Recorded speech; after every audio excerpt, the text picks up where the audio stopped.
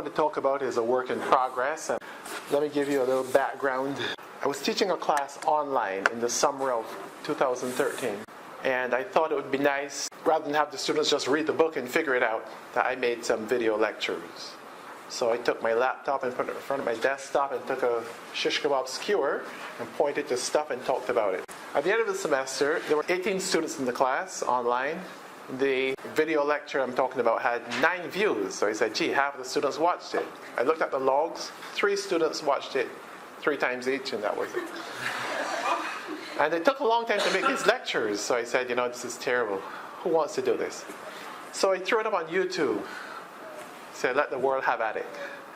There were 3 other lectures that were on this topic before mine appeared. I don't know what to say when I say this, but mine has the most views on the topic. So it surpassed the others, and in the last 4 months, it has gotten more views than the others have gotten in all the time they've been on the internet since 2012. One of my colleagues said that once you get to be the number 1, when a list comes up on Google or YouTube, people will click on the first one, so you'll get more traction. And therefore, you can expect this takeoff because yours is at number 1. So I thought about that, and I said, let me try it. Obviously, I had to go from being number 4 to number 1. The problem is the video was a very long video, and the practice is people want a short synopsis as opposed to a long 18-minute video. So I had to figure out why people were clicking on it and all that kind of stuff. In the last 4 months, so what I did is I looked at the regions of the world, because YouTube is on YouTube. YouTube gives you lots of data analytics. So about 4 months ago, I looked at the regions of the world where this thing was being viewed. It was at 8,500 views, and North America was 28%, and Europe was 24%.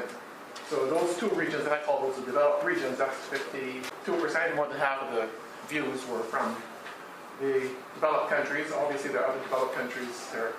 But in the last 4 months, it seems as though the developing countries, there's more traction in developing countries. So I say, well, maybe people are getting wealthier, there's more education in developing countries, so people are starting to reach out and access this particular video lecture.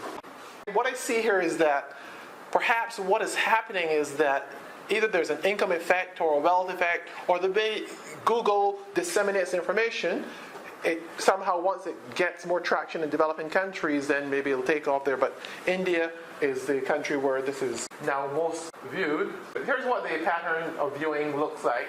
So what I did was a 28-day window, and this was very labor intensive. I had to every single day calculate how many views was in that 28-day window. So what I saw, and I talked about this last year, was a peak, 2 peaks in the first semester, midterm, final, and then last year you can see it's taken off. The pattern with YouTube is that most content on YouTube doesn't take off late in its life. You get an F distribution kind of effect. So this is interesting that this thing is getting a life of its own 3 years later, and it's picking up in terms of the demand. So a year ago, I decided to take another video lecture that I had, and I teach international economic development. So I put that one on YouTube as well, and that's the red line. And that does better than the old lecture, but there are many more lectures on this topic out there. So I'm thinking, gee, it gets more views than the old lecture. It's a more popular topic. So it's like monopolistic competition. You get out there and a lot of people are making money. You get out there, you make some money too. I have a second YouTube channel where I put my social stuff that's not academic. So I put that stuff, let's throw that content up there. So every week I add something, because they say if you have a YouTube channel and you have subscribers, you need to feed them with something, otherwise you're wasting their time. But people sign up and never come back to your channel, which is amazing to me. So this is what I call the Facebook effect. One day I was watching a band play, and I was focused on the band, and the guy picked up a flag and started waving the flag in front of me. I said, just move. He wouldn't move. So I focused on this flag. Somebody posted on Facebook. All their friends saw it. Then it went away. I was in London over the summer at a conference, and I was trying to record the opening ceremony of the conference. But I had such a bad connection. I couldn't get anything uploaded while I was in London. It took too long. So I waited until I got back to the United States and I uploaded it. By the time I had done that, many people had posted their videos of the opening of the conference. You see? So what I'm saying here is that for social stuff, you're not going to get that pattern of taking off over time. You'll have a life today. It's like news. Okay, so there was an accident. There was a beautiful picture on I-75. Okay, thank you. So nobody cares about that story anymore. And then this one here, this was a musical my kids were in, and it was a Christmas musical. And then I noticed that over November and December, it peaked again. Other people were looking to see, hey, who has done this musical? Can we reproduce it? So you get that seasonality effect. People who wanted to see how others had done it were looking at the content. So I have about, I hate to tell you this, about 1,000 videos on YouTube. Most of them are private, but I have about maybe 300 or 400 in the public domain. So I see, I'm trying to get my mind around why people who are social media oriented would either go for academic content or non-academic content. Most of you who have Facebook, and I don't, understand this better than I do. So I'm trying to figure out what is demand driven and what else drives perceived demand for content. What I saw with the academic content is something that you would expect. I don't know if you would think about it, but midterms and finals driving demand. Okay, have a test tomorrow. Someone will write, thank you, you saved my life. Not to me, to other people, you know. Khan Academy and other famous bloggers or YouTubers, that's the word they use, YouTubers, would get lots of compliments because the student have a test the next day. They haven't really studied. They want to watch somebody talk about it, and then they compliment the person saying, you saved my life because your video was so good. But I'm getting more video views from Asia, and I'm not seeing anything by saying that. So something is happening, and I don't fully understand this. This is a work in progress, and I'll continue to work on it. But there are lots of questions in my mind, certainly trying to tease out the social media effect for entertainment-related purposes and the social media for academic purposes. And I think there's nothing that's surprising in what I found. Most of you would say, well, yeah, we knew that. So I put all the data together.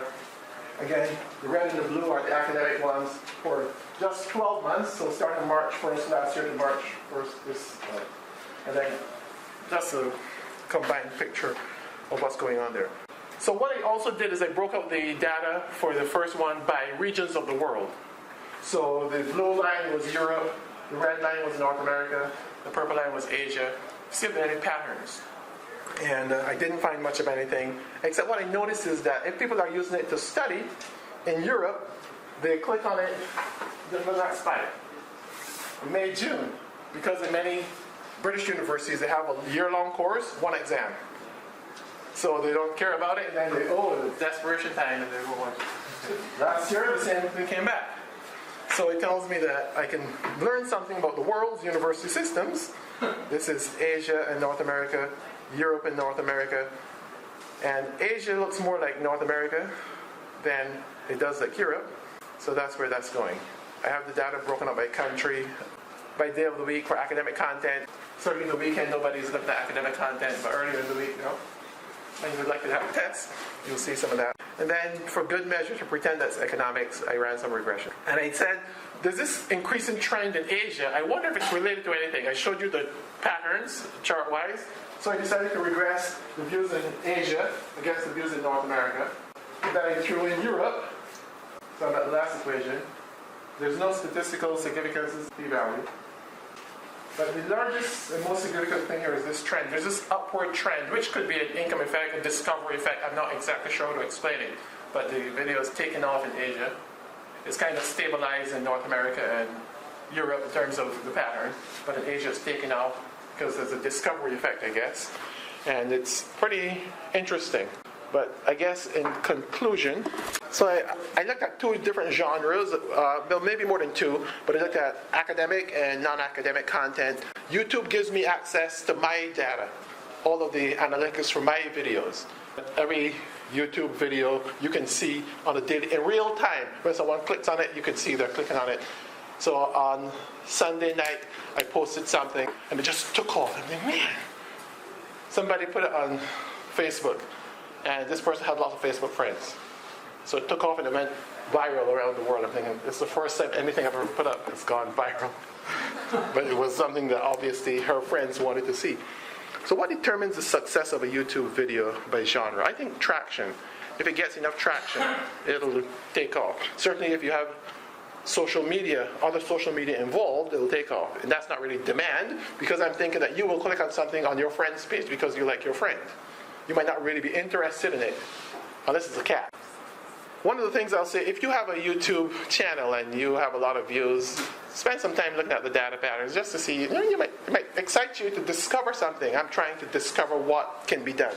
And part of the reason I'm looking at this and taking it kind of seriously is because big data is becoming the buzzword.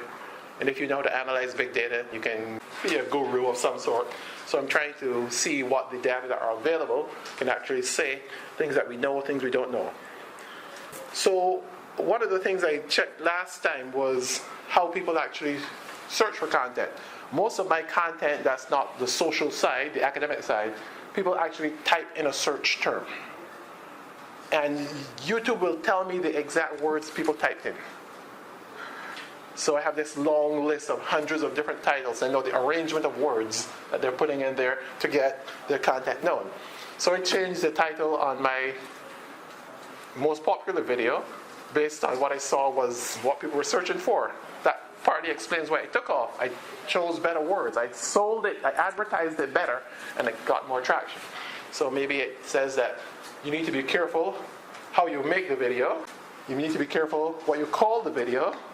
And you have to ask, is this something that there's a lot of demand for? The video lecture I made is not something that's in high demand.